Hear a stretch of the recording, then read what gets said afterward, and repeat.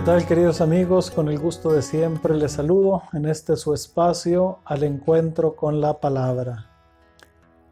Hemos entrado ya en el Nuevo Testamento y concretamente vamos a iniciar con los evangelios sinópticos.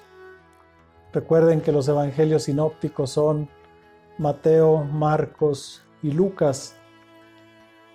El concepto de sinóptico, recuerden que viene de sinopsis.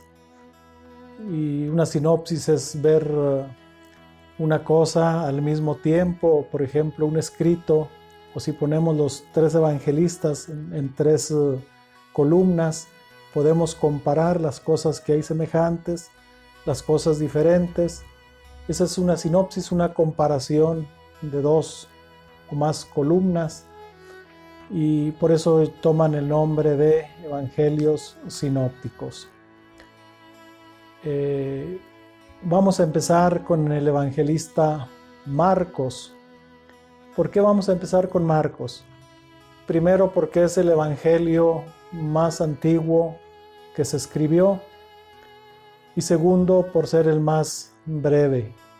Son solamente 16 capítulos, a diferencia de Lucas, que tiene 24, y Mateo, que tiene 28. Marcos tiene un material propio, quizá de donde cogieron Mateo y Lucas. Recuerden cuando hablábamos del quién le pasó material a quién copió a quién. Decíamos que una de esas fuentes era Marcos. Marcos probablemente lo conocieron Mateo y Lucas, de donde agarraron material. Decíamos que otra fuente posible, llamada la fuente Q, un material que contenía dichos, hechos sobre Jesús, un material que no existe físicamente, pero que sin duda Mateo y Lucas, también de esa fuente Q, tomaron material. Entonces Marcos es importante, insisto, por lo antiguo, por ser el primer evangelio que se escribió y por ser un evangelio muy sintético, muy concreto, que trata sobre la vida de Jesús y trata a la vez de ser una catequesis para la comunidad. Marcos esencialmente escribe su evangelio a personas que no pertenecían al ámbito judío, a los llamados paganos, y tratará pues a través de este escrito decirles quién es Jesús. Si decimos que el Evangelio de Marcos es el más antiguo, es porque se escribió probablemente entre los años 65 y 70, se escribió en lengua griega. Según el testimonio de uno de los santos padres, o de los primeros padres, llamado Papías, dice que Marcos era discípulo de Pablo e intérprete de Pedro, y escribió su evangelio en Roma. El tema de su relato es la alegre noticia que Jesucristo es el Hijo de Dios, es el Mesías, Salvador del mundo. Así comienza el Evangelio de Marcos, principio del Evangelio de Jesucristo, Hijo de Dios. Dos palabras claves en el primer versículo: Jesús es el Mesías y es el Hijo de Dios. Dos títulos relacionados con Jesús que los va a desarrollar a lo largo de todo el escrito, a lo largo de los 16 capítulos. Este evangelista narra la vida de Jesús atendiendo tanto al hecho histórico que se desarrolla desde la predicación de Juan el Bautista y concluye con la muerte y resurrección de Jesús, como al aspecto catequético querigmático que presenta un itinerario de fe en el que se va introduciendo gradualmente al lector en la comprensión de quién es Jesús y cómo se puede ser discípulo de Jesús. Si los evangelios tienen este toque muy especial, no solamente hablan sobre la vida de Jesús, sino también preparan un itinerario. ¿Cómo puede el discípulo seguir a Jesús? ¿Qué actitudes debe tener el discípulo? Y es justamente lo que nos va a desarrollar Marcos, principalmente en la segunda parte del Evangelio. ¿Cómo se puede estar detrás de Jesús como discípulo? Este Evangelio en el que se pone la historia al servicio de la teología ha sido considerado como el Evangelio del catecúmeno, de aquellas personas que se preparaban o se preparan para el bautismo. ¿Cuál es el itinerario que tienen que ir siguiendo hasta llegar a ese conocimiento, a esa experiencia personal de Jesús? Tomando como base el desarrollo de la narración, se suelen distinguir dos grandes partes en la estructura del Evangelio de Marcos, precedidas de un prólogo.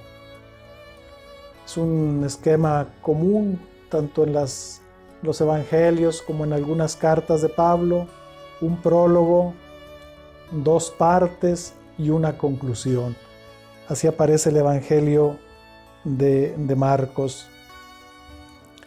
La primera parte del Evangelio aborda el tema progresivo del misterio del Mesías, es decir, del capítulo 1, versículo 14, hasta el capítulo 8, versículo 30, que es este primer momento. Aborda pues el tema progresivo del misterio del Mesías. Y la segunda parte, que va desde el capítulo 8:31 hasta el capítulo 16, versículo 8, se concentra en el misterio del Hijo del Hombre orientado hacia la cruz. Después esta estructura muy sencilla que vamos a ir no tratando detalladamente, pero sí no perdamos de vista, desde el capítulo 1, versículo 14, hasta el capítulo 8, versículo 30, primera parte.